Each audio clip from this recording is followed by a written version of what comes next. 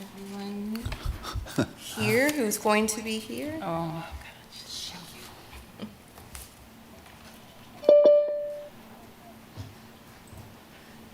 Kurt, there's an echo because I'm on Zoom. Is there something I need to do? Turn on your service, turn the volume all the way down. And that will do it. And it won't sound like Twilight Zone anymore. Okay, thank you. Okay, let's try it again. All right. All right, Christina. What's this Wi-Fi place? It's behind you. It's behind you. There's on the podium, there's a little placard. Thank you. Okay. If we're all ready to get started, we'll begin. Are we on live? Yes. Thank you, Kurt. Good evening. As we call to order our Affordable Housing Advisory Board meeting for this Thursday, March 12th, 2026. We'll start with a roll call. Please indicate that you are here by saying hi. Monty Sokab. No. Mark Bueller. Here. Hey, Mark. Donovan Dillon. Christina Gentry here. Mariel Fierro. Here. Barry McMurphy. Here. And Faith Lopez. So I count Monty absent, 1. Donovan. Here's Faith. Okay. Faith is here. Faith, are you able to hear? I am. Hello. Good evening. Okay. So I believe we have a quorum, and everyone who is here, and hopefully those who are tuning in will tune in later too. So our second second agenda item will be to receive the hybrid meeting and public comment guidelines. Leah? Good evening, everyone. Please silence your cell phones to minimize distractions during the meeting. The primary format for accessing and participating in this meeting is in person at City Hall. Virtual access to view or participate in the meeting cannot be guaranteed. The chat function will not be monitored. Board members and participating staff joining via Zoom are asked to please leave their cameras on and remain unmuted during board discussion to allow for full participation. Public comment will be allowed. When the chair calls for public comment, please approach the podium to indicate you wish to speak. Please state your name before speaking. Virtual participants should use the raise hand function to indicate they wish to speak. Once your name is called, you will be unmuted and you may turn your camera on to provide comments. The city reserves the right to turn videos off or to mute participants. General public comment will be accepted at the end of meeting. All comments will be limited to 3 minutes. Thank you. Thank you, Leah. All right. So for our next agenda item, it will be to approve the minutes from last month's meeting. Can I get a motion to approve the meeting notes from our February 12th meeting? Motion to approve the minutes, February 12th. I have a motion by Mariel. Do I have a second? Second. And second by Faith Lopez. Thank you. We're going to also go through roll. And please say aye or nay as I call your name. Monty Sokab. Mark Bueller. Can I vote on it if I wasn't here? Aye. Thanks. Faith Lopez. Aye. Donovan Dillon. Christina Gentry, aye. Mariel Fierro. Aye. And Barry McMurphy. Aye. Aye. Thank you. That's 1, 2, 3, 4, 5 ayes, and the motion's passed. Thank you all. The next agenda item will be 1, under C, consider approval of amendments to the AHAB Bylaws. These were under the Article 7 to add Section 7, the agenda item facilitation, to better align with the AHAB meeting procedures and with the governing body. So if you had a chance to read through that amendment, and we would like either to have some discussion on that amendment, or we can move to approve the amended AHAB bylaws. Are there any discussion on the items A through F here? City's going to do it anyway. I'd move approval. Lack of interest. Second. I have one approval, thank you, Mark, and the second approval of Mariel. I will go again and go into the roll call order. And if you approve, say yay and let us know. Thank you. Monty Sokup, still not here. Mark Bueller. Aye. Aye. Faith Lopez. Aye. Donovan Dillon. Christina Gentry, aye. Mariel Fierro. Aye. Barry McMurphy. Aye. Okay, motion is passed. We will move on to the next agenda item. The next agenda item will be for us to discuss the 2025 home applications and make recommendations for home awards. I'd ask that we just have no discussion really other than an introduction and hand over the steering wheel to Brad to help us through the matrix and the rubric and get us all up to our recommendations for the board. So please, yes, take us on through it, Brad. Sure. Good evening, everyone. Brad Carr, I'm the Community Development Analyst. As I briefly spoke last month with you, we're here tonight to review and provide recommendations for the 2026 home funding that the city receives from HUD. And so 2 weeks ago, I got, Relia sent all the application packets to you. There were 3 applications that we received. And looks like everybody that's in attendance has returned their scoring to us. Some procedural things that I need to discuss. So first things first is we are working with estimated funding at this time. HUD has not released the final amount that each city will receive. And so even though under the continuing resolution, CDBG as a nationwide was funded at the same amount as it was last year, there's always additional cities that are added each year or dropped off. So we're just basing our estimate on the amount that we received last year roughly. And so once we receive that amount and then take out the 10% that it's allowed for administration of the grant, that leaves us with $432,090 to award between these 3 applications. But there are some regulatory minimum and maximums that I need to discuss with you. And so first off, tenants to homeowners is what's called a community housing development organization. So that's a HUD certification that they've received, and they currently are the only ones here in Lawrence that we have. And so by default, we're required to give at least 15% of the entire grant to the community housing development organizations. HUD uses the acronym CHODO, C-H-D-O. And so at a minimum, you have to award at least $70,500 for their, we have to set aside for those project funds for them. And those are funds directly to develop affordable housing. Since they are a certified CHODO, they're eligible to apply for operating funds. And those are funds that allow them as a nonprofit to do their daily operating business. And so, but you're only allowed to a maximum, in that case, of 5% of the grant. So the maximum you would be able to award would be $23,500 for those operating funds.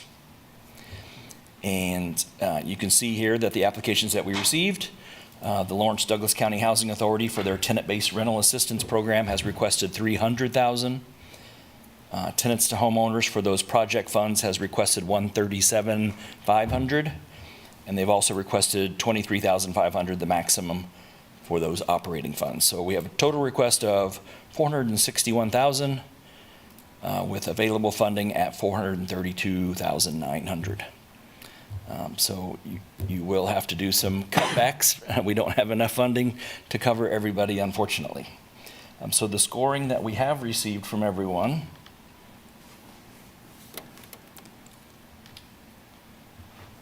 so I've indicated on here some total points that each application did receive between what do we have, 1, 2, 3, 4, between the 5 board members that have returned their scores.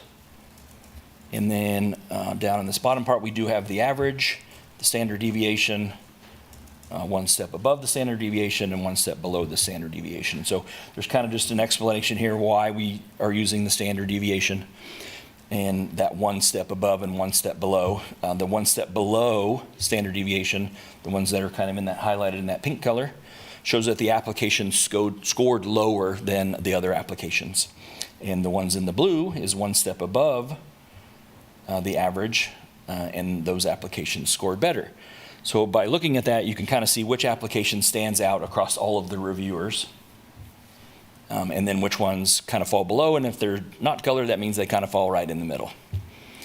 So you can kind of see that there is consensus that the tenants to homeowner project funds is the highest rated across all of the reviewers, and their operating funds is the lowest rated across all of the reviewers that returned, and then the housing authority kind of falls right in that middle category. So if we go back to, I don't know, I can answer any questions if you have anything about any of the applications or the home grant in general. And I believe also that representatives from each of the applicants are online if you do have questions for them. I have a question. Do we have last year's awarded amounts? I can go out to the internet quick and get them. Thank you.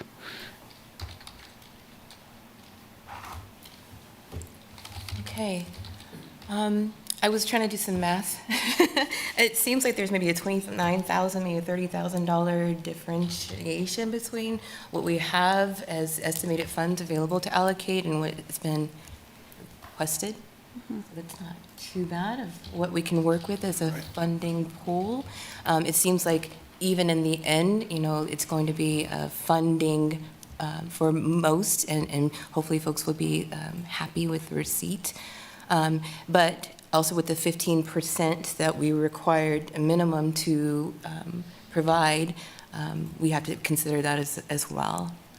So I'd like for us to just, our objective is to achieve a consensus recommendation on the allocation of funds. And let's maybe start with what we agreed upon and really as a board who have given our results to the matrix feel very strongly in supporting. So we start from there. Okay.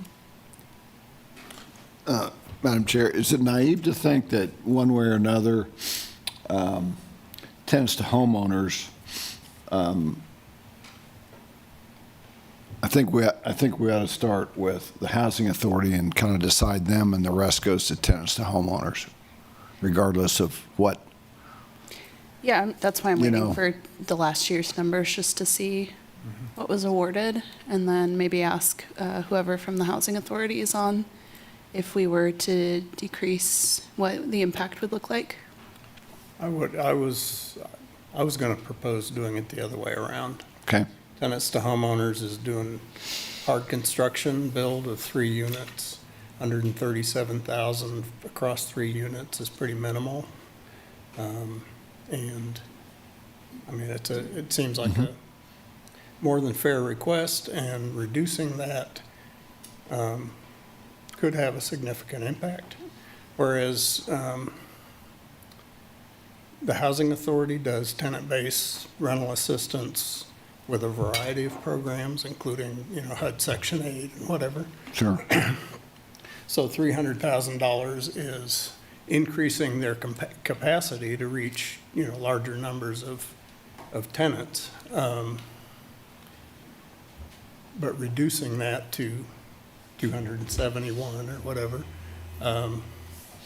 would not likely be a deal killer, a program killer for them.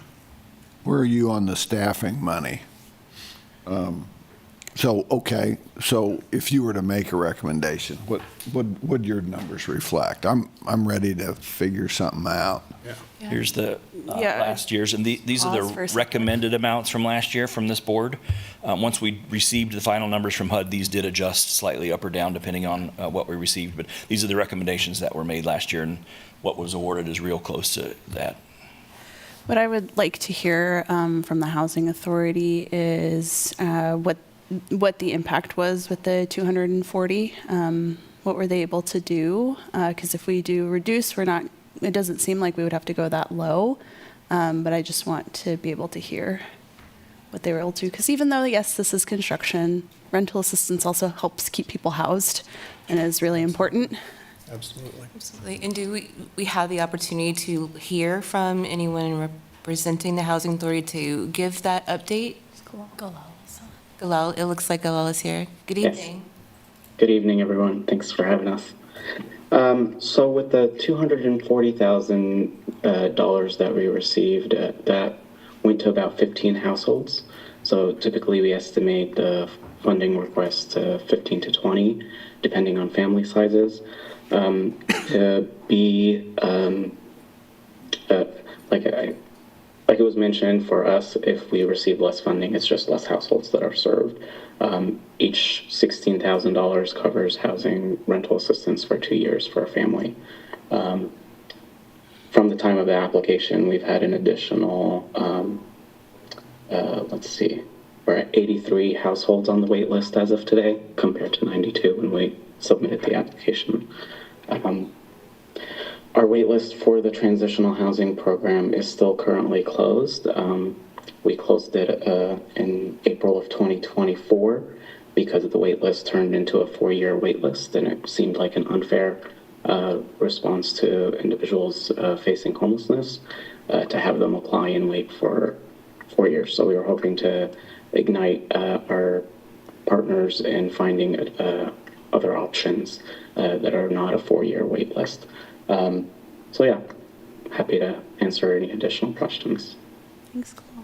How many households total do you have across your programs, your rental assistance, including Section 8 and any? Yeah. On a monthly average is about 960. The total number of households that are receiving transitional housing, which is like typically a 24 months of rental assistance with an opportunity to move to a permanent voucher. For this month, we're at 56 households total. 24 of them are being supported via the funds from the City Home program. Galal, are all voucher holders now able to secure housing before the vouchers expire? I'm just wondering if that continues to be an issue with voucher holders being able to find housing to utilize the vouchers.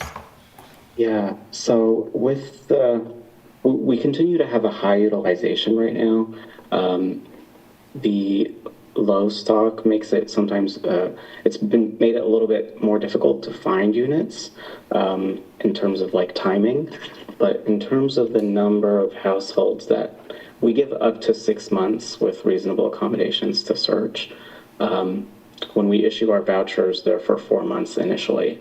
And we have a landlord liaison in place that assists with trying to recruit and engage landlords to rent to our tenants. We have a landlord incentive plan that's funded with MTW, LDCHA funds, and county funds to try to entice landlords to rent to our tenants.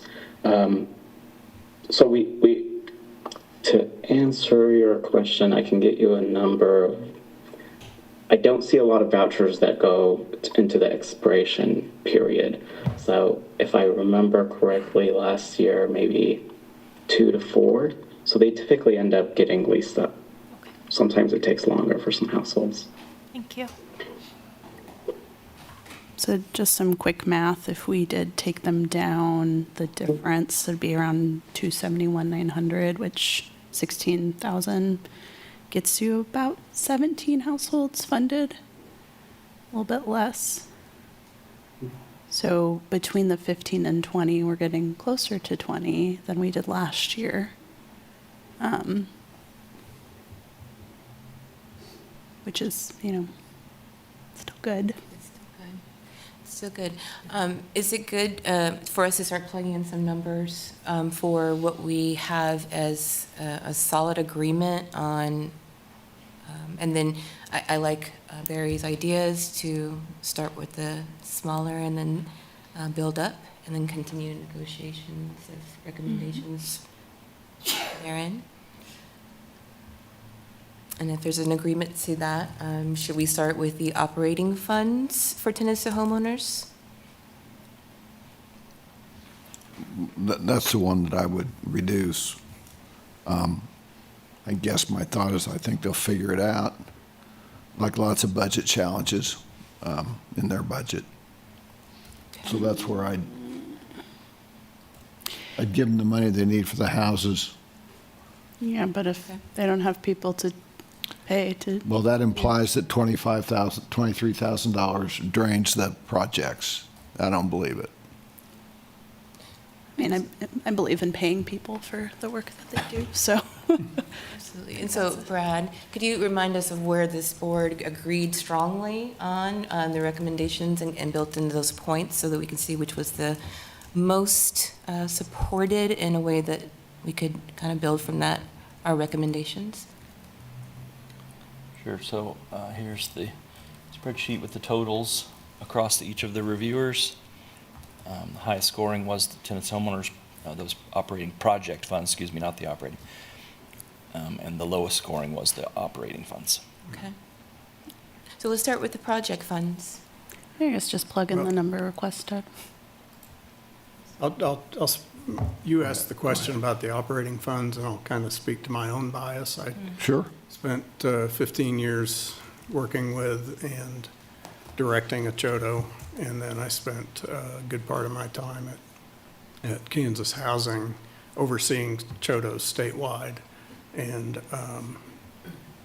having Been there. a little pocket of unrestricted fund, essentially unrestricted operating funds makes a huge difference in, being able to send people to conferences and trainings and salary enhancements and, whatever. All the things that go into operating that cannot be paid out of home funds or tax credit proceeds or any of the project kind of funding that they get from those sources. So they're relying on, for that operating piece, they're relying on what they can take out in developer fees, donations, and then things like this JODO operating. So let's go your way. If you fully fund both sides of that, 137.5 and 23.5, Yeah, isn't that 161? leaves you at 270, And that from the total leaves 271 for 270. roughly. Health Department, Housing Authority. Housing Authority. 71,900. I'm sorry. That would leave for the, Well, I also think we're in agreement, for the most part, from what I hear or read, that the 137,500 is something that we support. Yeah. We haven't talked about the operating funds being in support, so maybe we start from there, and then do you want to go up to the Lawrence Douglas Housing Authority and start building from that and start, negotiations? I'm willing to fully, it sounds like there's more support than I have for fully funding those tenants to homeowners. And I would acquiesce to that, and that leaves 271 for Housing Authority. That's less than a 10% cut. I know, it's, they have their challenges too, but they got 240 last year. They're getting 270 this year. I call that a win. That'll That's how I see a it. couple more households. It's a couple more households, yeah. And it supports the operating funds and all the things we know that go into building a strong program and sustaining that, and all the supports needed. Yeah, and what was the percentage of budget? I can't remember. Oh, I'm on the wrong one. That actually, the operating funds impacts. Housing Authority is like 8 million. Is that what you were looking at? The highest one was a housing authority that was relying on funding continuously. So for the operating funds for TTH, it is less than 1.2% of their org budget.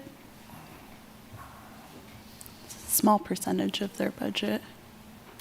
But as Barry said, I don't know what those specifically go to, but if it does Historically, it's been salaries. Salaries, okay. Yeah, I mean, so there is the philosophy to think of that while we should serve as many households as possible, we also need to pay and support the staff that are making sure this is possible. And so I think this feels like that balance of we're still able to support maybe 1 to 2 more households with the TBRA and still help with the work of the team of maintaining staff, of making sure that they can have a livelihood and also do this good work for our community. So I think that's the balance we have to strike that sometimes does not happen in nonprofit space, where I think we end up putting more money into our folks that we're supporting, which is what I love about a lot of this work, but also we need to sustain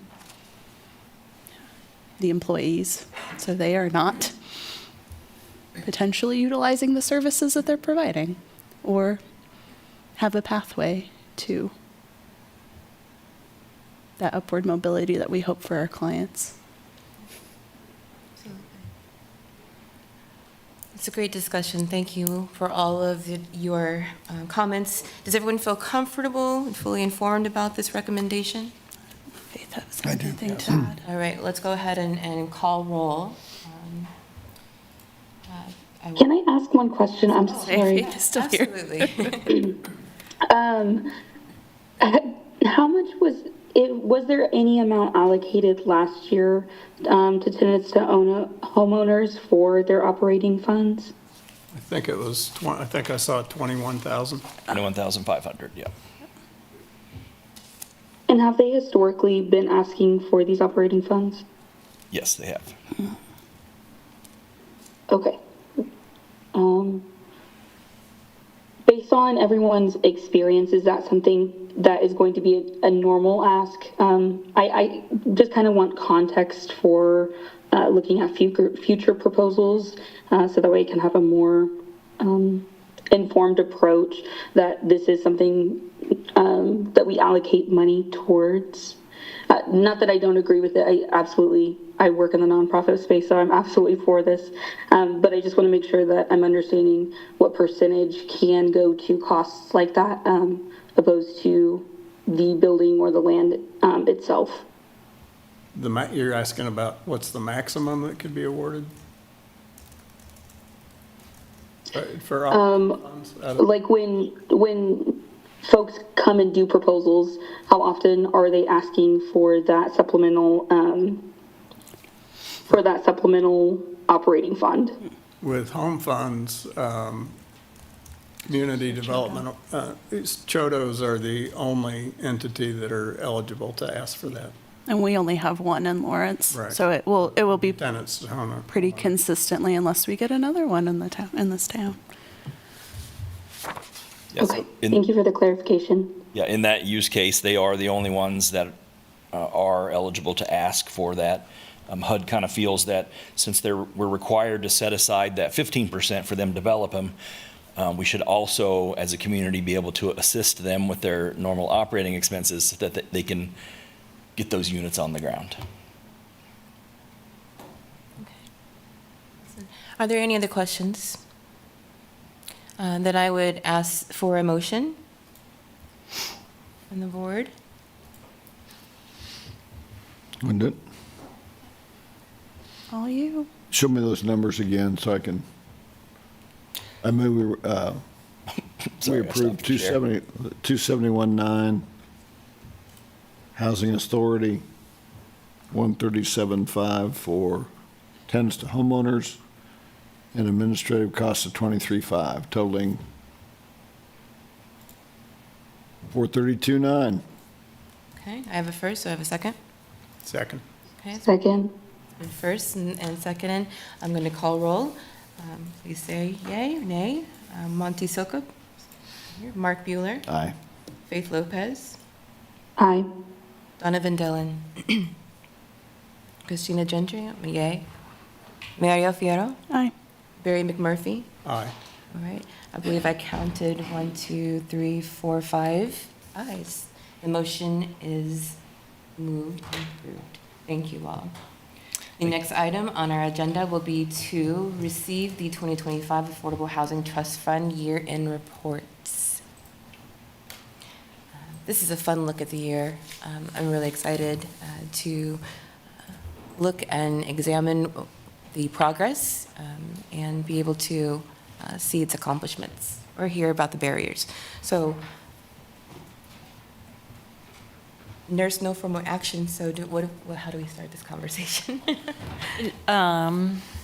So if the board has any questions, or, yeah, I'm happy to try and answer any questions, or if there are questions for applicants or grantees that I can't answer, I can reach out and get those. Otherwise, just general feedback about the projects. Are there any board discussions? Feedback? It's a great report. Don't have anything to add other than I'm excited for city commissioners to look at it and for the general public to look at it and see what is being accomplished in our community. There's some projects that are done that are in there that are really exciting. It's nice to have a place where they are all located, because I often think we celebrate a lot of these wins individually, but to see the collective impact in one space is really nice. And I'm just thankful for all these partners and the things they've been able to accomplish with this funding. And I hope that it makes the case that we should have more trust funds.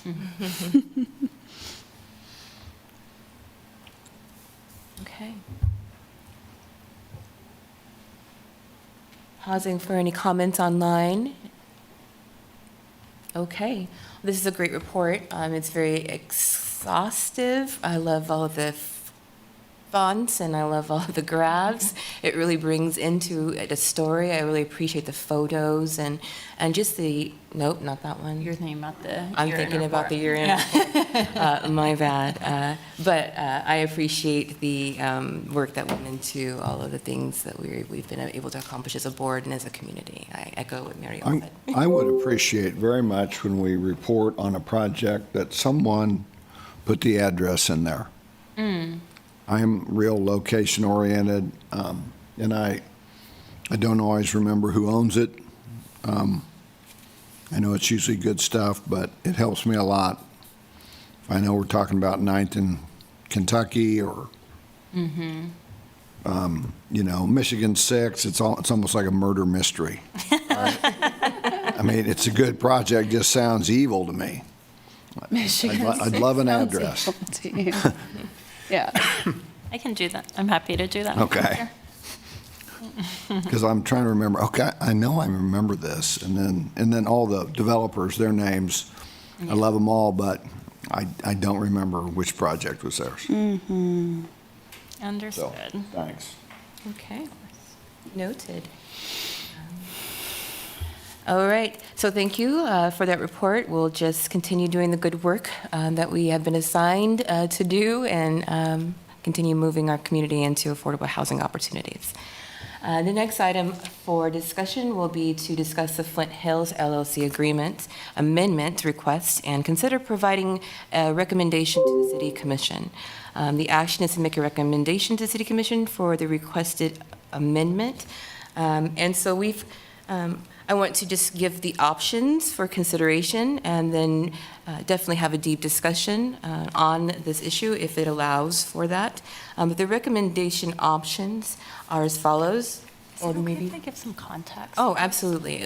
Yes, pausing Is that for okay? context. Yes, thank you. Let's get an overview of what we're really talking about to recommend.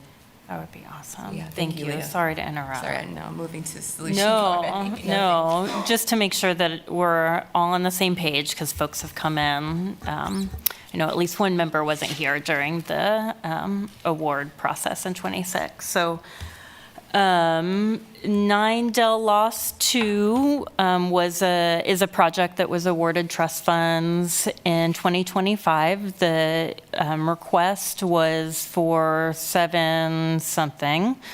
740. Thank you. Yeah, 740. And the award was 450,000. The original request proposal was to do 36 affordable units, and based on the reduction of the award, based on the request, the developer and I negotiated and had a conversation regarding the appropriate number of affordable units based on the award, and 29 was the number that he was provided and that he provided and was written in the agreement. The number of affordable units has changed, and now they are expecting to build 26 affordable units. In terms of the financial impact of that, so at 29 units, that is an Affordable Housing Trust Fund subsidy of $15,517 per unit. At 26 units, the per unit subsidy is $17,308. So this reflects an increase in the city subsidy per restricted unit. The proportional amount associated with the 3 eliminated units is about $46,550. So as Christina was saying, queuing up, then the developer requested an amendment to the agreement to reduce the number of affordable units required from 29 to 26.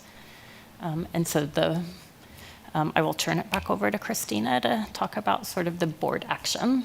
I'm happy to answer any questions. Absolutely, thank you for that context.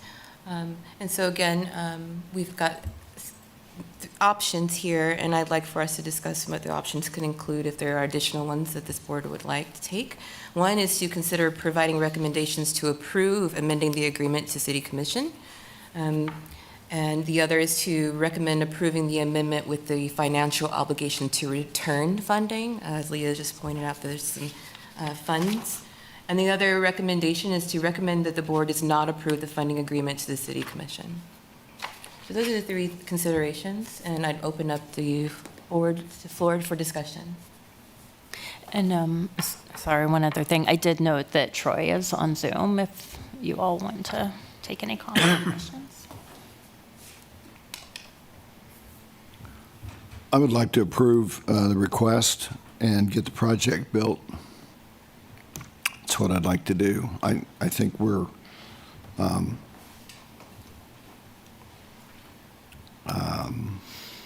that's what I'd like to do. I have a question.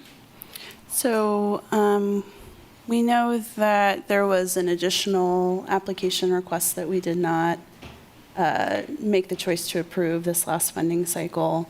That went to commission, and there was conversations around that particular funding coming out of general funds. Do we know what the result of that decision was by City Commission? So the City Commission did approve the $80,000 to go towards fee waivers, but the source of funding has not been identified at this time. Mm-hmm.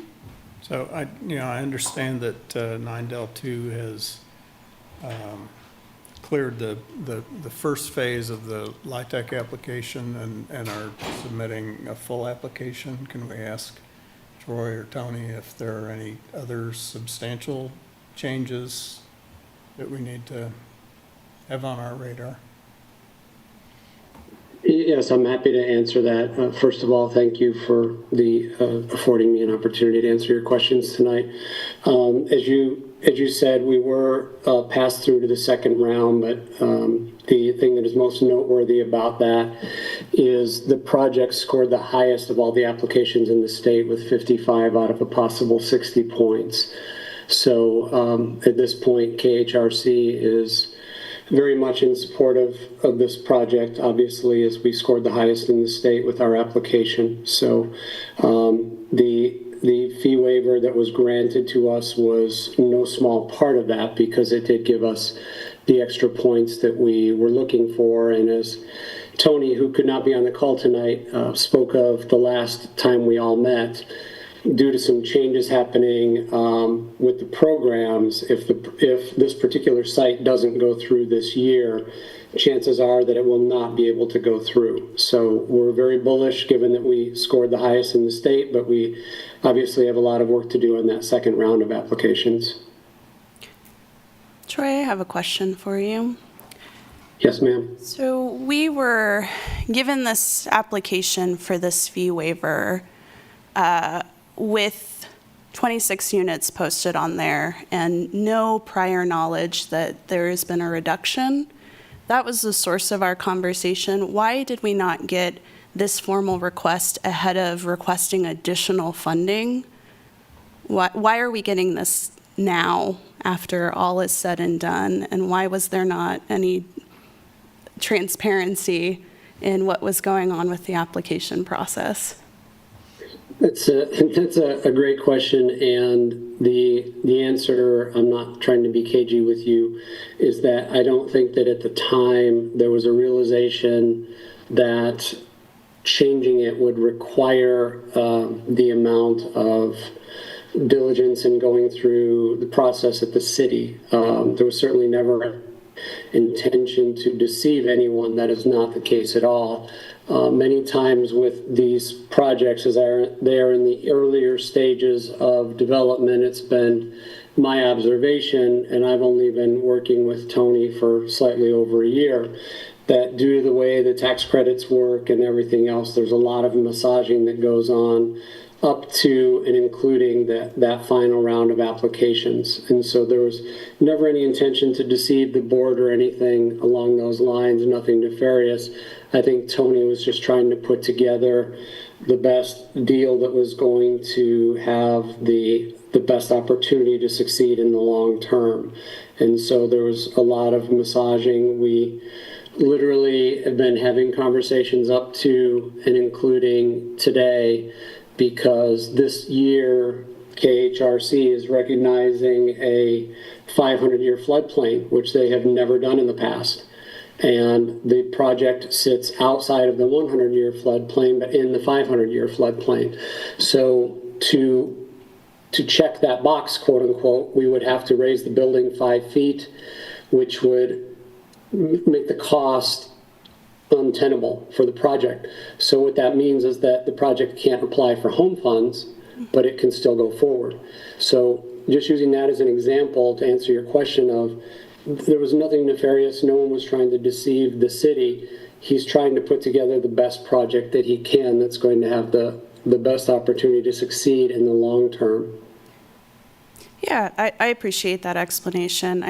My concern is that that did not become clear during the entire application process. We had discussion over this many times, and I think my biggest qualm with this, and why I'm going to disagree with my fellow board member about our move, is we are utilizing taxpayer dollars here, and we are stewards of those tax funds to give to provide to developers to build affordable housing.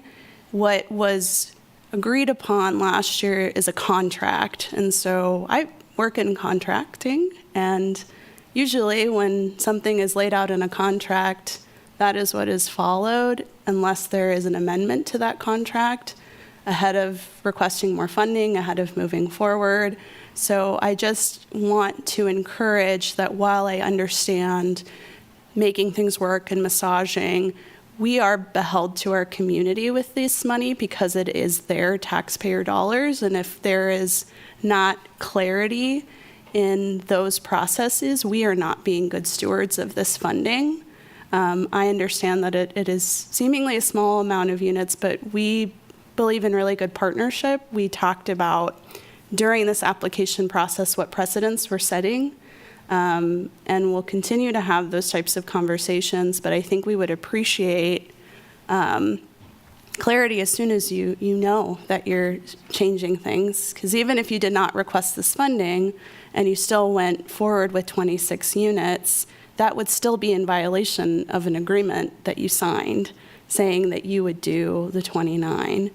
And so I think that's just really, really important to note, and that's not to lecture or belabor anything, but it's why I have a discomfort with moving forward with this partnership and with the way that this conversation's been perceived over the last several months. We're really trying to be good stewards of taxpayer dollars and when we make these recommendations, and want to be in really good partnership with those who are developing affordable housing and working to make sure our community is affordable. Yeah, all fair points. And as a Lawrencian who pays into those taxes, I don't disagree with you. And I would again just reiterate that there was nothing intended to be nefarious. And your points are well taken. I'm not going to refute them. I will just add that with the paperwork that we turned in, they're requesting the units be moved down from 29 to 26, excuse me. But just also bear in mind that the quote market rate units are still falling below the level of that 60 AMI affordability. And one of the reasons that Tony does that is so that when in the LIHTC, obviously the tenants have to report income. If someone does well for themselves, which we hope, they don't have to leave the building or the program because they make too much money. They can transfer to a quote affordable, or I'm sorry, a market rate unit. So I appreciate your points, and I just wanted to point out that the units are all going to still be below that level. He's just asking for basically a change in the nomenclature from 29 to 26. Your points on the contract are heard and understood. And again, as a Lawrencian who pays taxes in this town, I don't disagree with you. Troy, can you, is the number of units the only thing being changed at this point? Are there any changes to the unit mix, the income mix in the project? The answer is no. It's still 36 units, 26 affordable, then with the market rates, and then and those are all one-bedroom units that fall below the 60% of AMI, and then you have the first floor live-work units, very similar to New Hampshire lofts, which I know you all approved the reports on the HTF just a minute ago, and wanted to report that building is now done, and we should be at 100% occupancy in the next 30 to 45 days. So congratulations to all of you on that as well for making that happen. But the answer is no. The live-work units remain, and the upper floor units remain, and they're the single bedroom units as designed from the get-go. More specifically, Troy, has there been any reduction in the number of 30% or 40 or 50% units from the original proposals in your current LIHTC application? I think the very original proposals before I was working with Tony had the mixes, and now everything is at or below the 60% AMI. And I don't think that has not changed since I've been involved, but I think Tony may have made the application to you all before I was working with him on this. Okay. Just for clarification, the 26 are the only ones that are held to the 30 years. So the rest of them could be changed depending on the market. So while I admire the affordability conversation, those units are not going to be subject to LIHTC, to our restrictions either. They can be changed.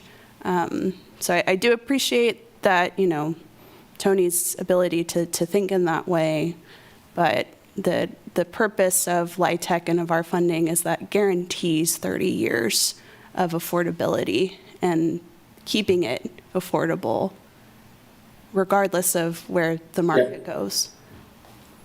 Yeah, fair point. And if you have the paperwork I turned in, if you would go to page 4, to Monty's question, there are 4 30% units, 8 40% units, and then 14 60% units, with the highest proposed rent being $950. And then on the remaining market units, the proposed rent is $975.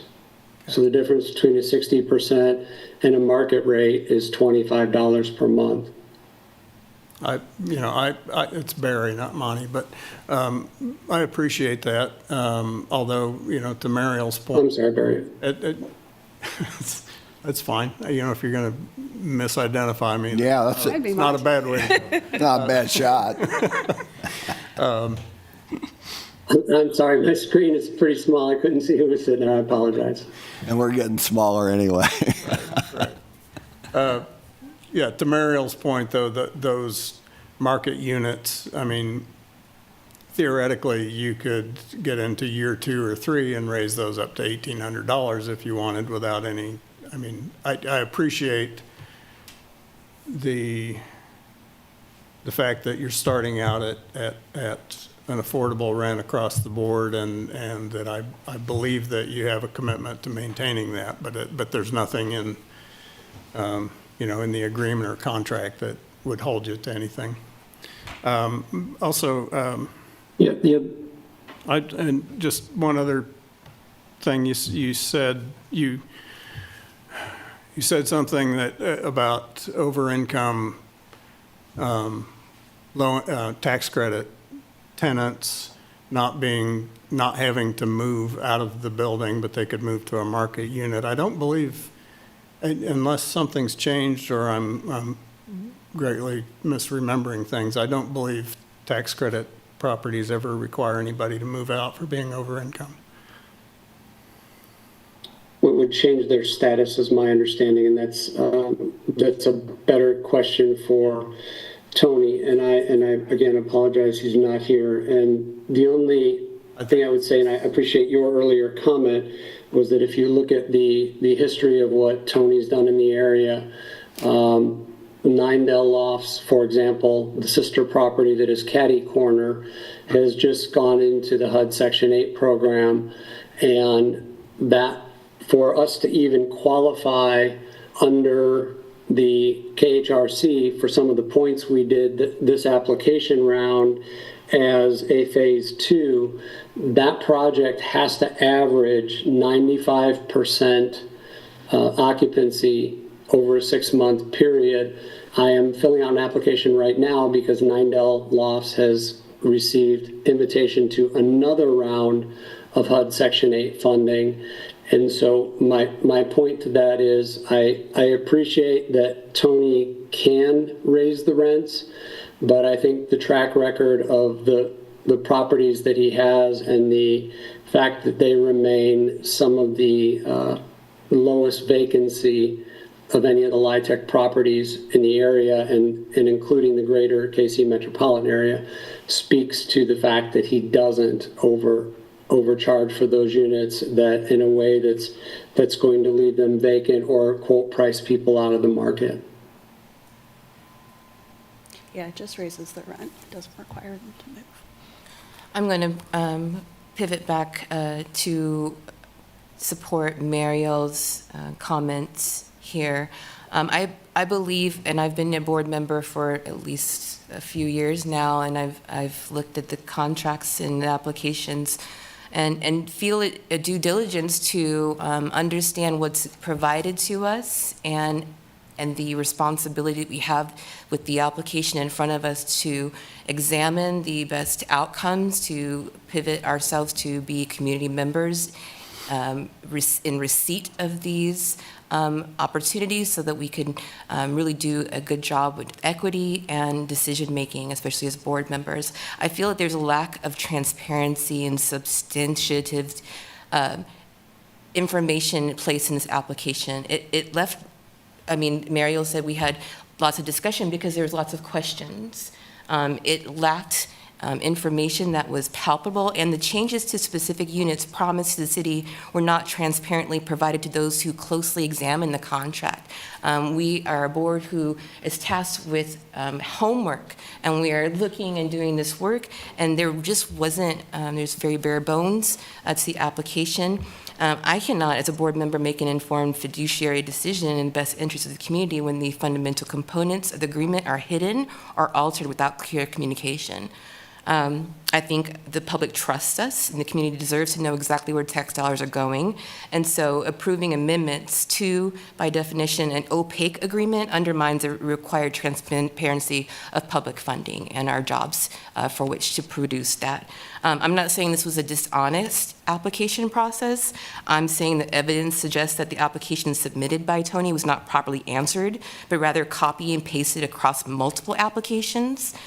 So I'm thinking that's a lack of due diligence. I know that Tony is a substantive and really great developer. I'm not saying that, but to have all these really wonderful applications in front of us and to deny some of those based upon the things that we had as infill and on base and ready to go, and how we really want to promote that and making sure that we have on the ground units.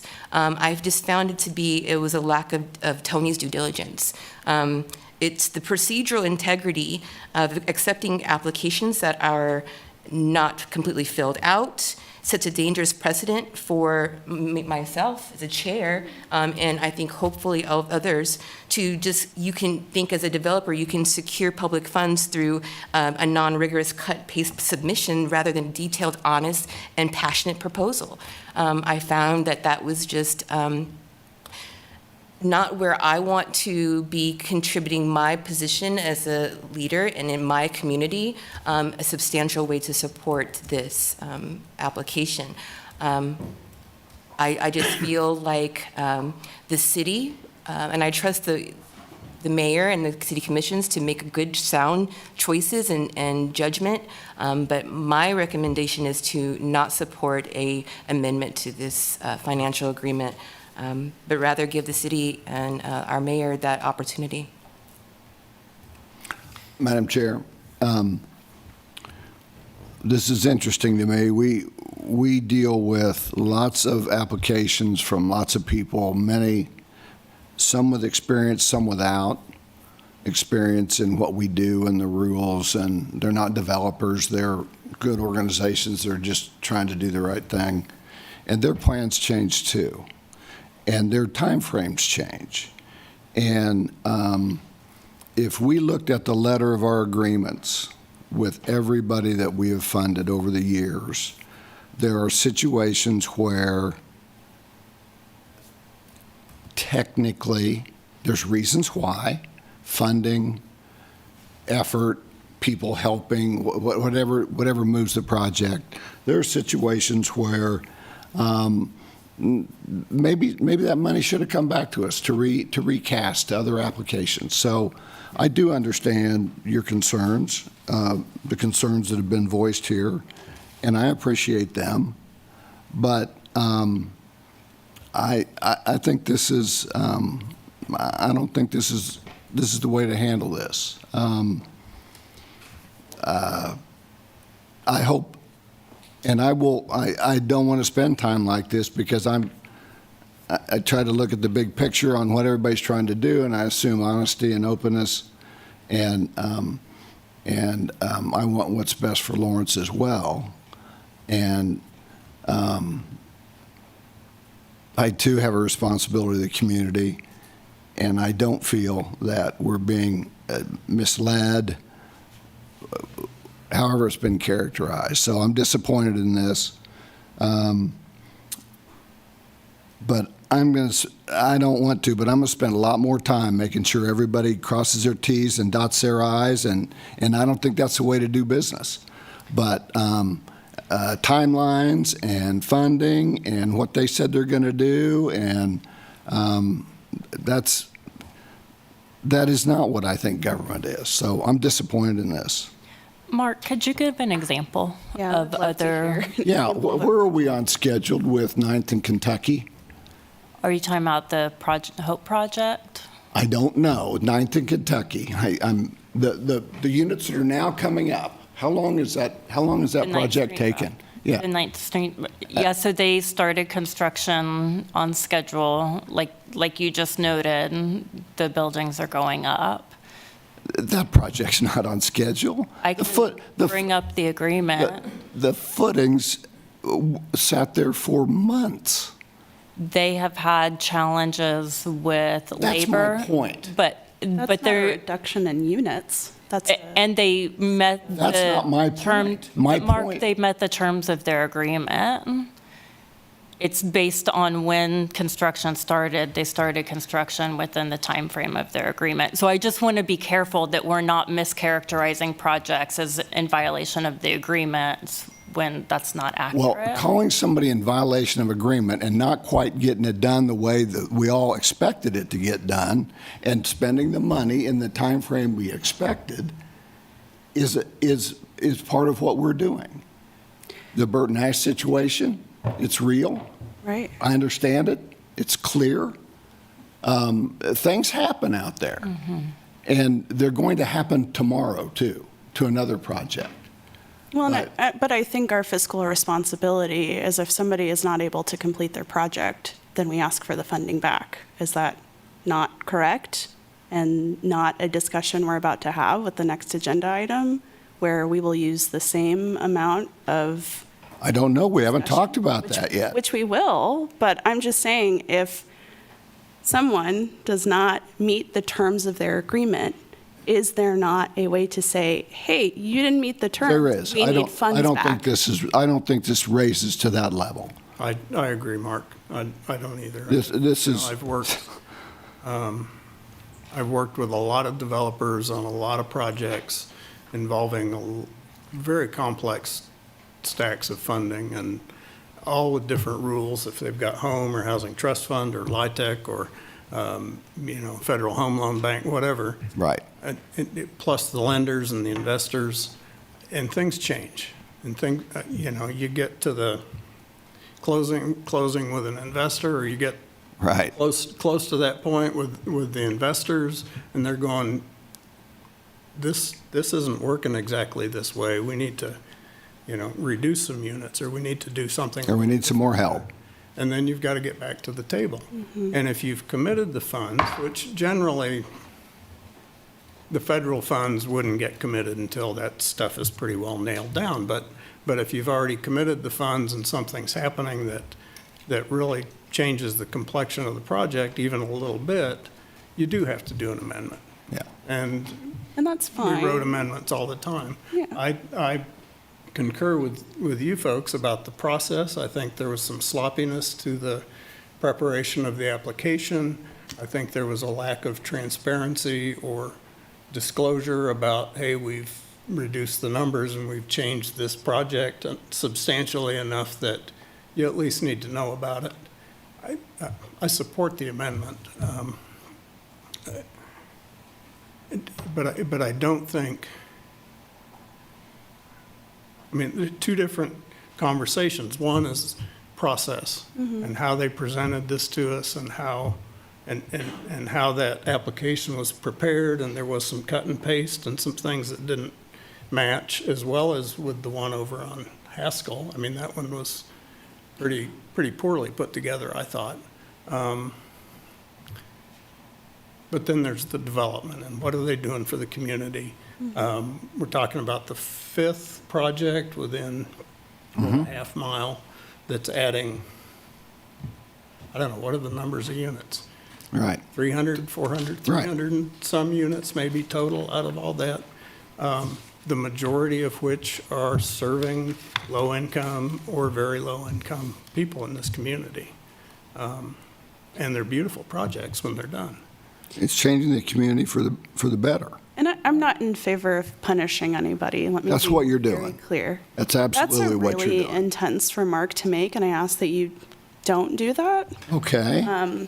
That's very rude. So you can apologize, but Well, I'm not in favor. Let me Why don't you repeat finish myself. scolding me, and then I'll I'm not apologize scolding to you. you. I think this conversation's gotten a little bit off track. Yeah. Let's put it back forward. May I just and be make respectful my of that comment, Chair? conversation's Sorry. communication. My Thank you. apologies, Chair.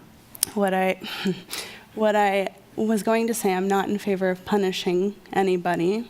I just want us to think about that.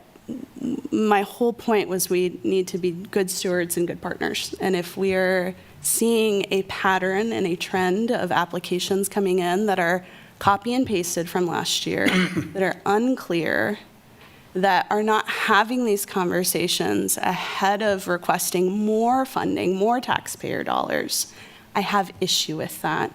I do not have issue with funding 26 units because at the end of the day, we need 26 units, right? That is not my issue. My issue is this partnership is not reciprocal.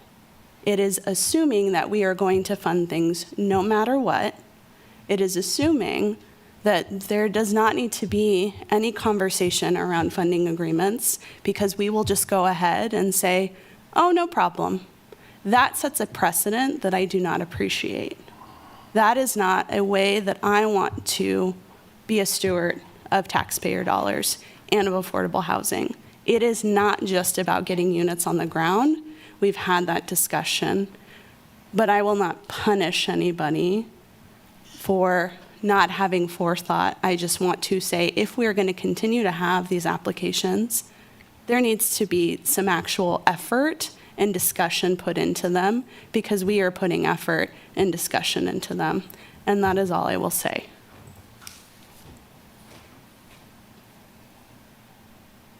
We've had some great conversation in the room. Online, are there any board members who would like to chime in? Yes, I would.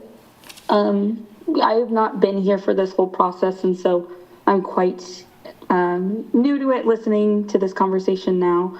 And so I would just like to echo the sentiment that Marielle and Christina and folks in the room had said. I absolutely hear your point, Marielle, with the not punishing. I want to say that I didn't think that that was anywhere where you were going, and it doesn't sound like we are going to be, fully taking away any projects, but seemingly it does seem that there was a lack of transparency, and I am curious as to the timeline of when these conversations were happening, and as to why they were not communicated until this very moment. And so that is something that is, if we're having those application issues, then that is something that could be going back to the drawing table, and we could have some redirection and conversation with that. But ultimately, I agree that we should not be putting more taxpayer dollars into a project that there is a lack of transparency, a lack of updates. It's not an issue that there are things that come up, but there is an issue with how we communicate with ourselves and how we communicate to the community on how we are handling affordable housing. Thank you, Faith. Troy, you have your hand raised. Please.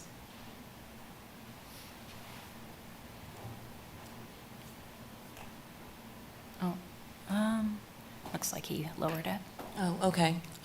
If there's no comment from anyone on... No, I do. I'm sorry. I was talking away and I realized I was still muted.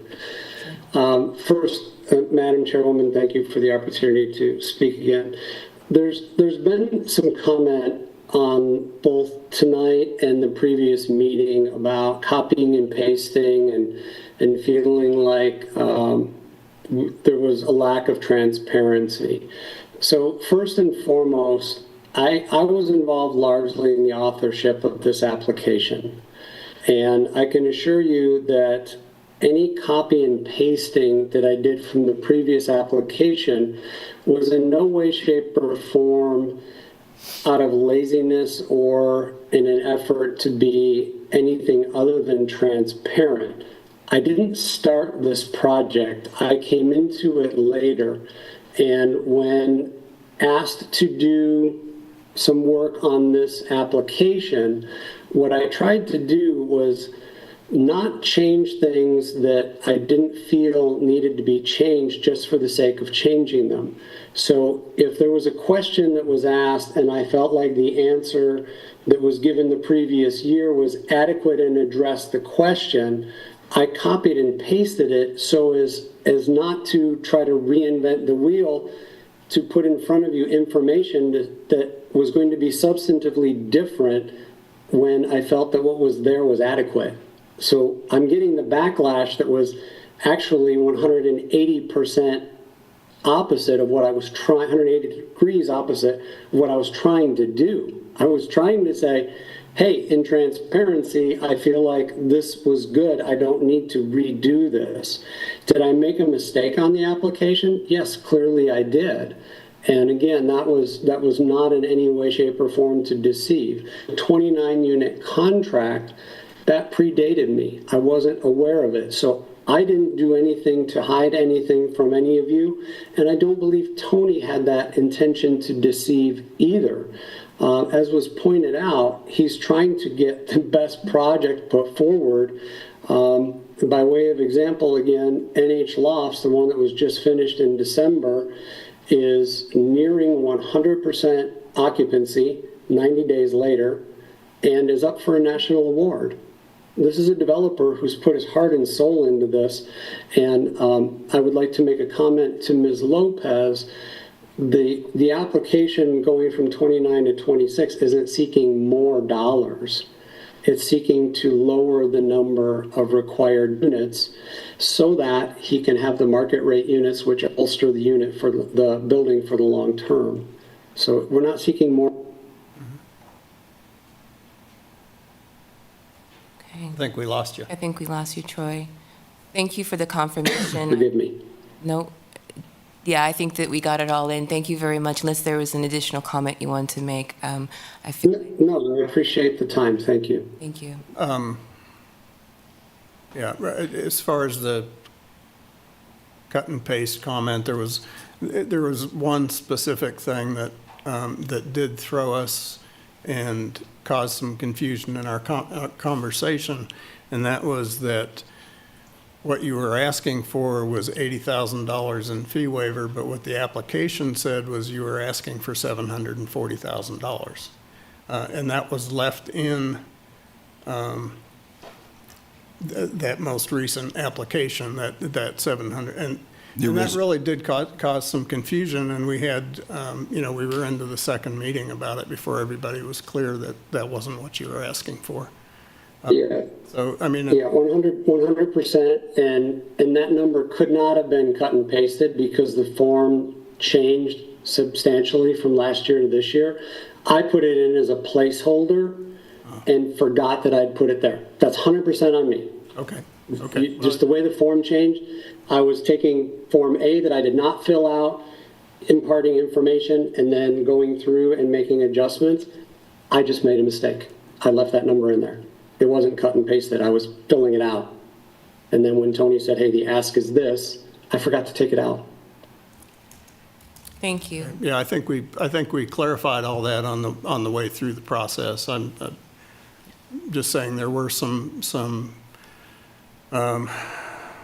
sloppiness is probably too strong, but there were some points in the process where. Yeah, 100%. I caused you confusion, and I was mortified when I saw that. Okay. But, I mean, all that said, I do support the request to amend that agreement. Okay. If there's no further discussion from any of our board online or in the room, I would ask that we receive an action or someone to provide a action for us, a motion, rather.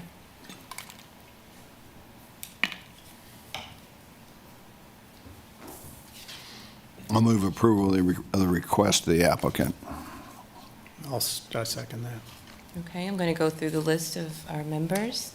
If you, an aye or an A, Monty Sokup, is not here. Mark Bueller, Aye. okay. Faith Lopez,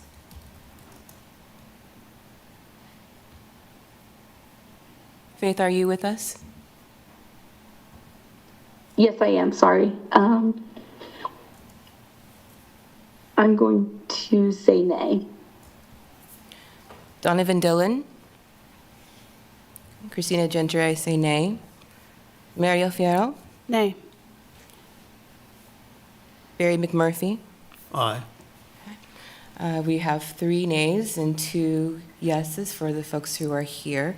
I'm not sure, well, that it seems as though it does not pass, absolutely, but I imagine there's more discussion to be had on City Commission on that level.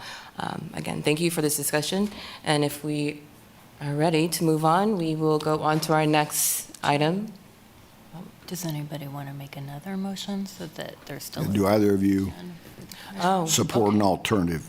I would like to, if I have permission. Is that okay? I'm just here to have a discussion, absolutely, if we could do that. Could you fill us in on that? What would that It look sounds like Mariel has another motion. There was a third option to amend with requesting the funds, the difference of the funds for the units. Correct. I would like to make that motion, and I believe it was around 47,000. Okay. Is that correct, Leah? I'm sorry. Yeah. May I ask a clarifying question? So what we're doing is we're taking 3/29ths of the money away. Is that what we're doing? The award is lessened by the per unit that we decided was, okay. That would be, yeah. A 3-unit difference, the proportion would be 15,000 per unit, about 15,500 times 3 would be 46. And that's what we're proposing, Mary's That's what I'm proposing to be in repayment. We have a motion to recommend approving the amended with the financial obligation to return funding by Mariel. Do I have a second? Second. It's first and second. I'm going to go ahead and go through the list again. If you approve or nay, say yes or no. Monty Sokup? Mark Bueller?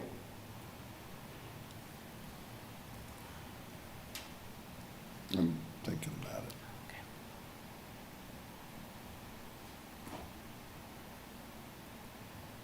Aye. Yes, thank you. Faith Lopez? Aye. Donovan Dillon? It's not here. Christina Gentry? I will say aye. Mariel Fierro? Aye. Aye. And Barry McMurphy? Aye. Aye. That motion passes. So the motion is to recommend approving the amended financial agreement with the financial obligation to return funding in the amount of $46,551. And that is the recommendation. Okay. If we're ready to move on, thank you for the discussion and the consideration. Madam Chair, so the $46,000, Yes. assuming we're sitting on this table, what can we do with it? What do we do with it? Help us. So the AHAB recommendation will go to the City Commission, and based on what their final decision is. It's their call. Right. If the money does come back, it would go back into the trust funds for this board to reallocate. For subsequent applications. Correct. You can't go backwards. n- I'm just asking. applications that were not funded or not Or fully partially funded. funded. I would suggest that a new application be announced so that there's equitable opportunity for folks to submit. But So- yes, So if the your board, professional view of it is probably ought to do the start over thing. Yeah. I would okay. suggest, yeah, or do some kind of open call so that everybody has an opportunity to resubmit. Okay. Thanks.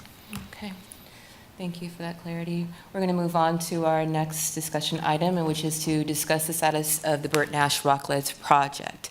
The action is to consider a recommendation regarding affordable housing trust funds invested in the Rockledge project. I'm going to pause here because I feel that there's some discussion, and maybe someone else from Bert Nash and Leah, you can help us guide this discussion as well. Thank you. Yeah, and I will likewise just give a little bit of background. So the city entered into 2 separate Affordable Housing Trust Fund agreements with Bert Nash to support the development of 22 to 24 permanent supportive housing units. The 2023 agreement was for 108, the 24 agreement was for 450, and Bert Nash received a total of 558 for the project.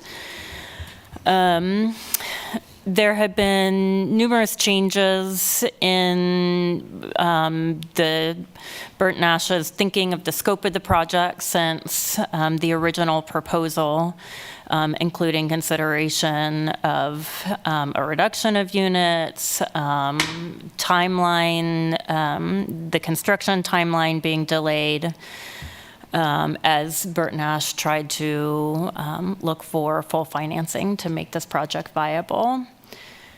So because they had 2 separate agreements, we were looking at the final deadline for the construction to begin, which was February 2nd.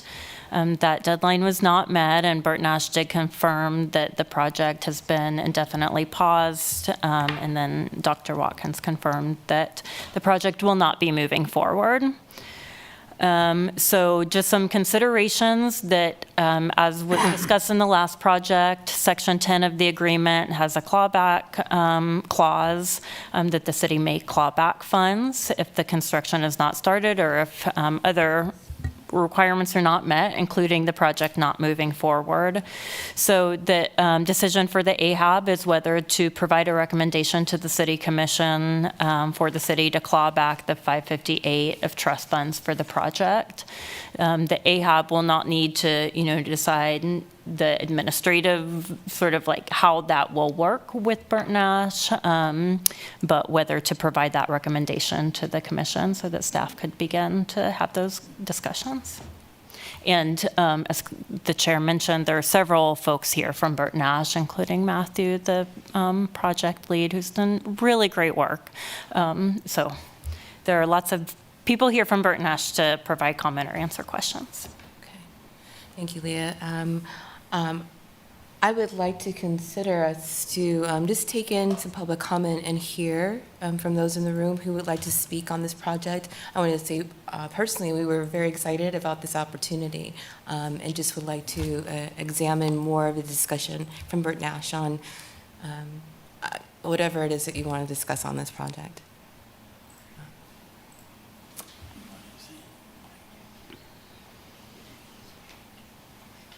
Hello, Matthew Falk. I'm Director of Housing with the Bert Nash Community Mental Health Center. Thank you for the opportunity and thank you for allowing us to speak. I think we really are here to answer any questions that you have. The conditions of the project are apparent. We are too very disappointed that we're here, and we're very, very grateful for the opportunity to have even pursued this project and that you entrusted us with the ability to do that. And all I have is, gratitude for that opportunity. So any questions you might have, we'll try to answer them the best we can. Matthew, just real quickly, is there an opportunity that you're exploring, Bert Nash, is to, pick this back up or, to examine this project again at a later date? Well, we are discussing opportunities for, another agency to do something and for us to kind of take a secondary role in that as a supportive service provider. So that is still going on, and I don't want to say too much because it's just preliminary, and I don't want to get anybody's hopes up for anything at this point. So, but we are continuing to discuss possible projects on that site. Just we wouldn't be the one building it. We would be the ones providing the supportive services for the, it would still be a permanent supportive housing project. Okay, thank you. Madam Chair, would the costs you've incurred, if the right applicant came along, would the costs you've incurred go still invested? I don't know how to say that. Would the work and the money you spent to date still be of value to that partner? Yeah, I can answer that in pretty high detail. So $900,000 was spent on the purchase of the property, which is the bulk of the money, I guess, that we've spent. We did spend about a little over 90% of the AHAB dollars on the design, on an environmental review, and those things. The environmental review could definitely transfer. The value of the land would definitely transfer. So in that case, yeah, a significant amount. What probably wouldn't transfer would be the money spent on our specific design, and the engineering that would go into that. But some of it would, core samples, looking at the dirt and the structural integrity of the property would go over to the other project. But the design expense is likely to be, or end up differently. Some of it would. So as we downgraded it would be, but I think some of it could transfer depending on what the project was. As we downgraded, we were working with our architect firm, CT Design, who also happened to have purchased Build Smart.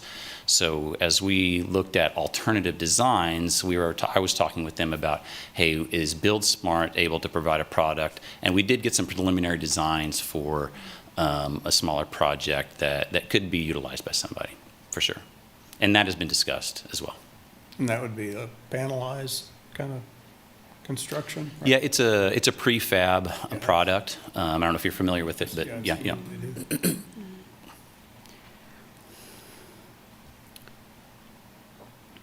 Okay, thank you. What level of environmental review did you do? Well, so we completed a new review for home ARP dollars. So it was a level 1 for the HUD requirements. So any HUD project could use that as long as it's within the time frame. At some point in time, it would expire. So you did a HUD environmental assessment, but also a phase 1. We did a phase 1, yeah. And help me. Is the phase 1 okay as long as you don't find things that tell you got to go deeper? Right. Our phase 1 was fine. There was no findings in ours. And that does include, a search for like artifacts. An archaeological search was also completed. I think it used to be a quarry. Okay, and I'm not that old. It was before my time. I am that old, but that was before my time. They did do a core sample on several places of the site to figure out where the bedrock was. So, yeah.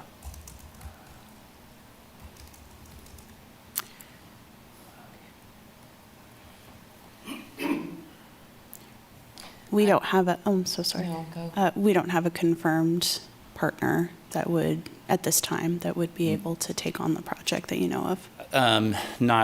I guess I would say nothing in writing. Okay. No one's signed anything. Okay.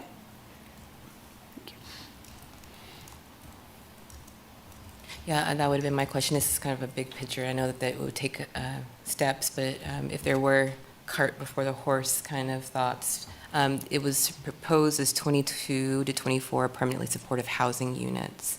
And I imagine the thought was, we have the applicants and the people to live in those spaces. We know that that's the need. So what's, maybe that's, sit in on your board decisions or discussions and I can find out a bit more about that. But what's now the adjustment to not having those supportive housing units? And what are the considerations for the clients or the things that you would hope to put in place into those units?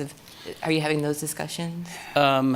I, as our director of housing, am looking at, hey, how do I pivot and how do we pivot as an agency? What is our next possible project to continue to try to address the need? Our vision is to be able to develop housing to the point that we as an agency can offer housing as a form of treatment for folks who don't have it. Clearly understanding that housing is a major social determinant of health, and if anyone's going to take care of their physical or mental health, they really need to have a place to live. So if someone's homeless and they need mental health care from us, that we would be able to say, hey, we can provide you a place to live as a part of our treatment process with you. So it's really, it's at the beginning of this process. The landscape in respect to funding has changed quite a bit. So I'm just studying that. What the impact is really is, this was a chunk of the Place for Everyone plan and the supportive housing plank of that plan. So, we will continue to work with our partners to figure out what we can do next and how we can achieve that. Also, and including possible ways, and I've talked to KHRC about it, whether the Home Art dollars could be transferable. Anything's possible. They said, yes, it is possible. And so we're also talking about, hey, what can we do to retain that resource for this community to help fund whatever the next project is, and including, clearly the conversation we're having with possible partners. So we do want to still get units on the ground. The impact for our clientele is, at least in the immediate sense, is not really felt because there were no units. Right. We're kind of still where we were before. We just don't have the benefit of having units to compensate for the private market and relying upon the private market as much as we have right now. So in that sense, no. We have a TBRA project that we operate with housing authorities, so we have clients who get vouchers. We were very hopeful that this would allow us to provide them an opportunity if they elected to live there and have I think we had a very solid operational pro forma if we got it off the ground and would allow us to do a lot moving forward, but we just couldn't get there, so. Yeah, it's definitely a missing piece in the puzzle of our community to not have PSH. So it's disappointing, but it's not, Yeah. So what's the delta? If we were to settle up today, I'll assume that the ground's at least worth what it was paid for it. And I'll assume that the environmental's transferable. Probably there's a date on there where stuff goes stale, but I don't know that. What's the expense that's likely to not be what we spent for it? Is it 200,000? Is it? Well, the total is, I would say that the transferable value of what we've done so far in the project would be, the total cost of the land was 1.6 million, and It's two parcels, right? parcels, yeah, Okay. for both. Just to give you some history, it was on the market for over 2 million. The seller decided to reduce it, Yeah. for a credit.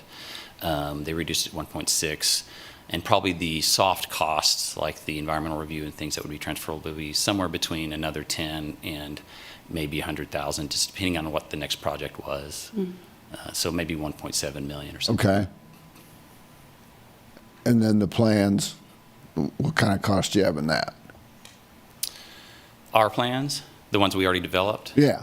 Like if we were to settle the account, you're going to pay it all back. Yeah. But we got a buyer to help us. Right. To pay it back with. What would the number, and the buyer doesn't want to pay for those plans, let's say, just for fun. I guess I would say that 6 years ago, 5 years ago, it was on the market for 2.2 million. I mean, if we were just selling the property, I think that's probably where we would land. Okay, so you think you might be able to absorb the expense in the value of the real estate? It just depends on who the partner is. If I get it. If it's the right partner, then we would rather not, have them incur cost to, we would like that to transfer as in kind to them, but that would be a discussion that needs to happen with this, with the city and the county. Yeah, but I understand, there's other players, but if we're sitting down right now, we're going to settle this all up, and somebody said, we'll take the deal, but there's an expense you've incurred that we're not going to take. All right. I know you're not there, and yeah, I don't want you to show me your cards. Well, I guess I'm still not quite understanding your question. You think the value of the real estate might cover some expenses you've incurred that you might not be able to get back? Yeah, but I think the reality of the situation is that in respect to our partnerships and agreements, we're not going to be able to recoup the value of what we would owe, no matter what. Okay. Then is this a time and place to talk about it, or are we not we're kind of the junior partners here. We're not the Yeah. city commission. Our positions are What I don't know. I'm not, Okay. probably not, maybe. But I guess what maybe I think you're asking is, we've spent a total of 2.1 million on the project, Okay. including the cost of the land. That was the total, down to the $10,000 or $50,000. I got you. Whatever.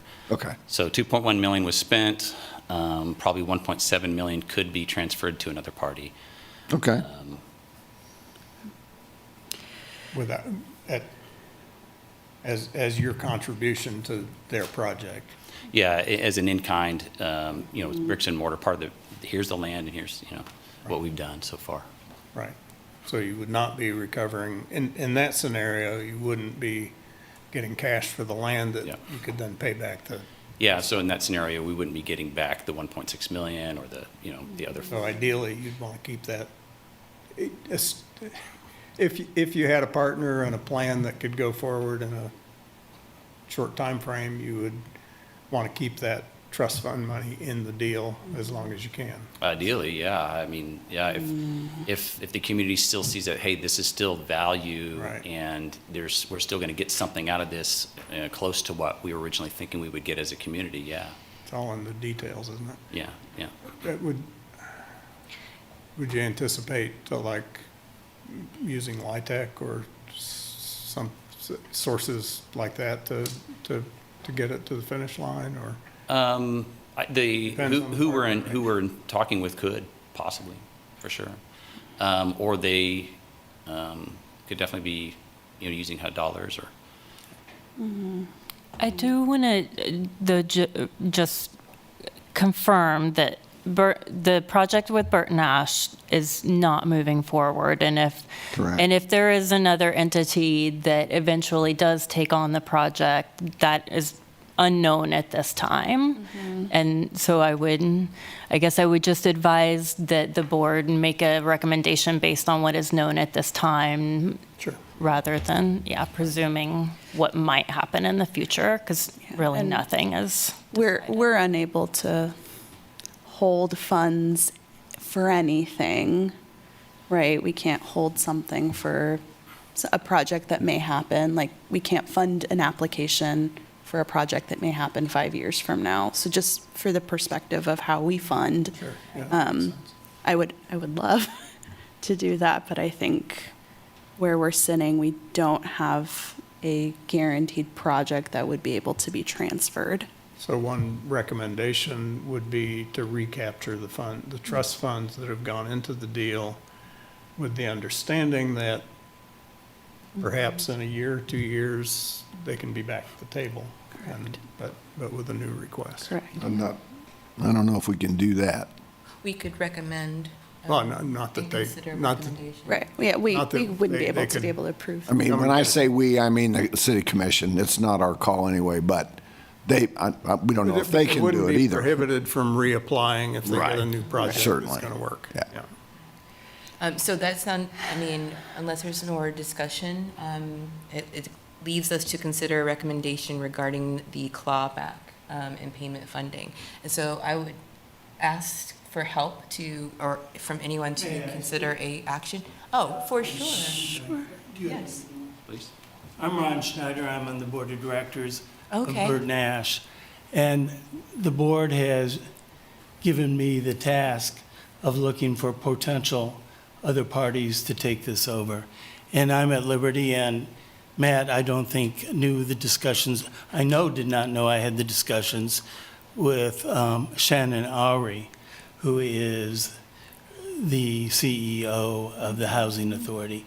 She said I could disclose to you what is going on and use her name. So Matt was at the disadvantage of not knowing that Shannon authorized the mention of the Housing Authority.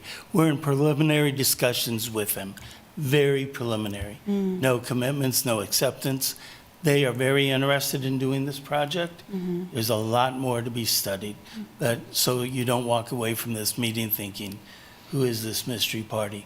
That doesn't mean that's the only one that's a potential to take over the project.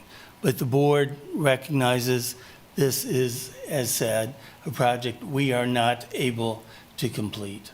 Okay. And from what I understand, based upon our discussions, it would be a comparable, I don't want to misrepresent what they are even thinking, but I think it would be fair to say comparable size housing and type of housing.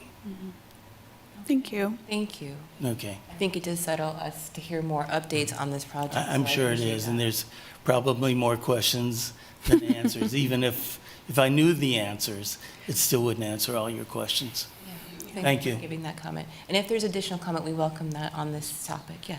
My name is Matthew Herbert. I'm the chair of the Bert Nash Governing Board. I just want to echo a few comments that Matthew Falk made.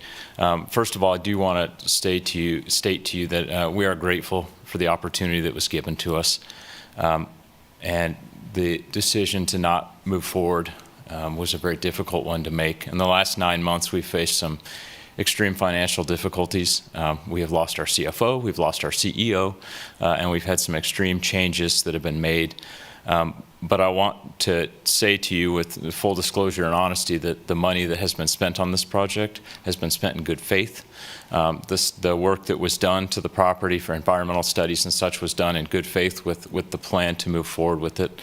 We're unfortunately in a position now where we can't be the lead actor in it. We simply can't put ourselves in that financial position at the moment. But there are a couple points that I do want to make. We have been approached by private entities to buy the 2 parcels. And I think the fact that we are here, we talk about how the construction on this is behind schedule, very clearly. But I think in a lot of ways that is due to the fact that the Bert Nash Governing Board, myself, Ron Schneider, and others have been very dedicated to the task of finding a buyer for this property that actually has the heart in the project that we did. We don't desire to see this property used in the same way that a lot of property in this town is used. There are, certainly no one's name is going to get mentioned here, but the usual players have approached us with interest in the property. And the fact that we are here right now is because we have approached the Housing Authority specifically because we believe that is an agency that can fulfill the original intent of the money that you gave us. So I don't want this to sound like an excuse or any of that. I just wanted to take a moment and thank you for the opportunity that you gave us, and just reinforce the fact that the work does need to be done, and we remain committed to finding a partner that can fulfill the original intention we had hoped to fulfill. So thanks to all of you. You bet. Thank you. Thank you for sharing that.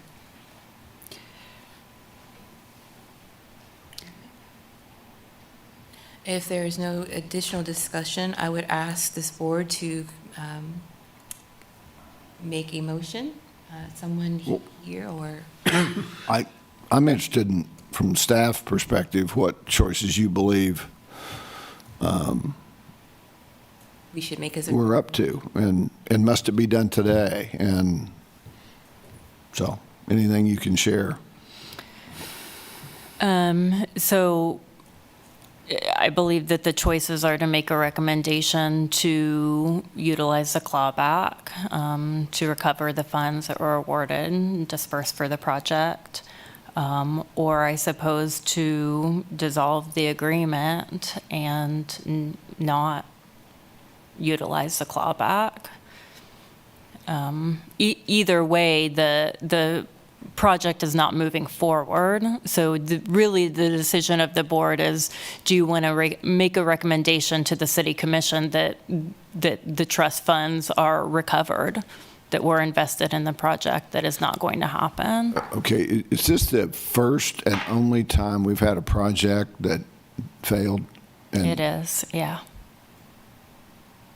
Yeah, we've never had a project not be completed. I would just also, I know that we are against time, not here, but in the scope of the trust funds, 7 years, I believe. Like 9 here. Yeah, 2019. In Yeah. 2019 is when we made it, but we are at the 7 years maybe out. my math is not mathing. Yeah. However, That's 7. I would like, for us to consider that, receiving the monies back helps us to do more of this good work. And it sounds like, this project, though it is beloved to many and understood on a social worker and in a community, this is an investment we all want to see happen. But the recommendation is, into consideration is, and also to be equitable for all of the conversations we've had about development and projects, I think we should consider a recommendation to the county or to the city to claw back the payback funding.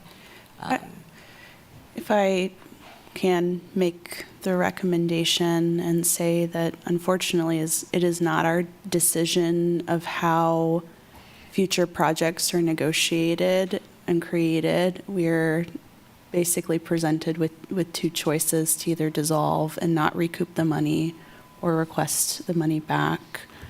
And in the spirit of our discussion this meeting, in the transparency of wanting to make sure that projects that are funded are seen through, my hope is that by making this recommendation to request the funds back, that it is not due to the effort that has gone in this project, the work that has been done, and the difficulty of not being able to complete a project, but merely our purview as a board is not to look beyond anything other than, are the agreements of being met or are they not?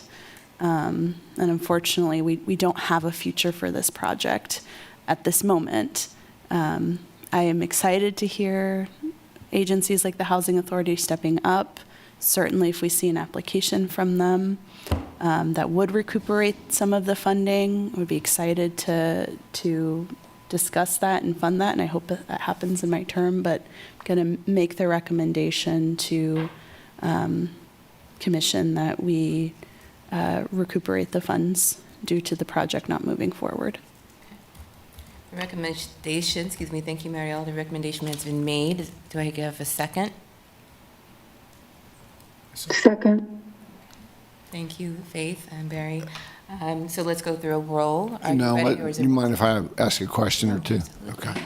Have we talked to the city attorney? Yes. And his opinion is that we, on this night, right now, request that the money come back. That's a board recommendation. Okay, then before we vote, I want to say something. I think the money should come back to us. I think Bert Nash has communicated that it's not likely to do the project. I get that. But the $45,000 that might come back to us eventually will sit there until it gets applied for. And so will this $2 million or whatever it is. So it's not like we have a project, we have demand, we got a business to run, we got things to do. Let's go get this to whatever the number is, whatever we've granted. So I guess as a person that runs a business, I'm thinking the sentiment I concur with. I don't think tonight's the night to ask for whatever the money is to come back. So if I could clarify, so this is just recommending that we do utilize the clawback. How that happens, whether it's a repayment plan, when it would be due back, all of those details would be worked out administratively with Bert Nash. So the recommendation, if you do recommend that the clawback is utilized, that's not saying, okay, now Bert Nash owes the city all this money tomorrow, or that it will need to necessarily come in one lump sum, or it's not dictating the terms of how that money comes back, I guess, to clarify. And I would say the city is certainly understanding of financial limitations and of businesses, nonprofits, et cetera, and we want to be good partners. That is our commitment. So if that helps at all. Then I want to, before we vote, I want the motion is what, take steps to exercise our clawback, or I didn't. Recommend to the recommendation. commission that they exercise the clawback, which Okay. they can She can say no. accept the Sure. recommendation or. I know it's their call, but Yeah. I'm going to be proud of what I say to them. Did you could you read that back to us? Would that be helpful? So what I heard was move to recommend to the city commission to exercise the clawback option to recoup the funds dispersed for the Rockledge project. And that was first and seconded? Yes. And so let's go ahead and go through the roll call. Are you Could we, ready to vote? could I add take steps too? I don't think Would you accept that? I don't think that's in our purview. We can't dictate how No. administratively. I wanted to just add, take steps to exercise the clawback. I wanted to make the recommendation a little more polite. That's all I wanted to do. If you want to leave it like it is, leave it like it is.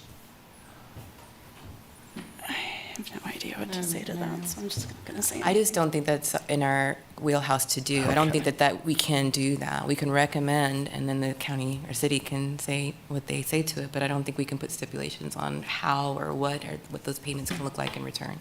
Great. Yeah. But I appreciate your good guy. Your move for it to make sure it's nice that we say this, because I feel it's still a move that we did not really consider wanting to do. So with the recommendation and second, I'm going to go ahead and go through the members and ask for a yay or nay. Monty Soka, still not here. Mark Bueller, Nay. Faith Lopez, Yay. Donovan Dillon, still not online. Christina Gentry, I say yay. Mario Fierro, Yay. Barry McMurphy. Aye. That passes with 4 yays and 1 no. Thank you for that discussion. Yeah, okay, moving on to not our last item, but item 6 is to receive, discuss, and consider approval of the 2025 Affordable Advisory Board Annual Report. Thank you for being here. And the action is to approve, unless there are any minor edits or major edits, I would like to open up to that discussion now, and then those edits can be sent along to Leah.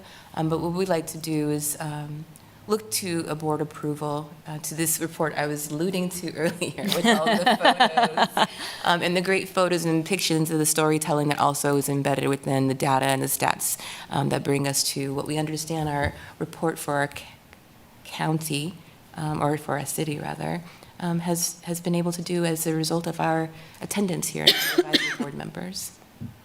So any discussion on the board report, or the annual report rather? I'm just wondering if Kelsey's on the line because she's pictured on the cover. How do you feel, Kelsey? Yeah, she's standing in front of one of Wheatland's projects that the trust fund supported, and I think it's really beautiful.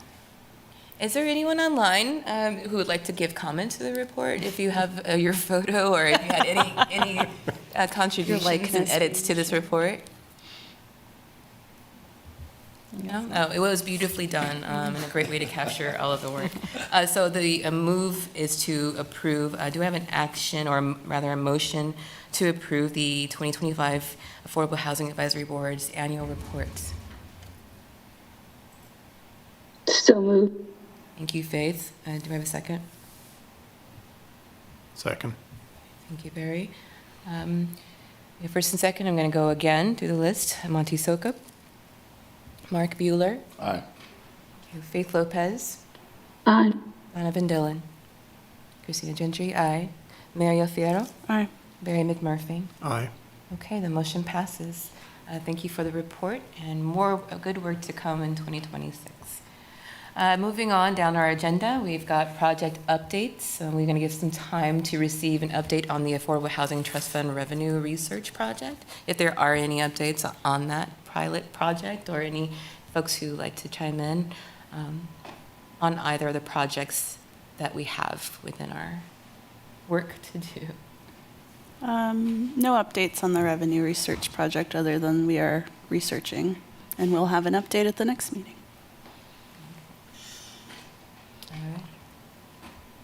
Okay, so then thank you, and we look forward to those updates. The next item would be the calendar. I'm going to just ask that you use your discretion and look at those dates, mark them to your calendar, try to be present. We've got a pretty big couple of months ahead of us with some nice work to contribute. So please do review those calendars and mark those dates. I'm going to move on to public comment, which is our last agenda item. And I'm going to open up the opportunity for any public comment in person, live, and meddling. All right, seeing none, any public comment online?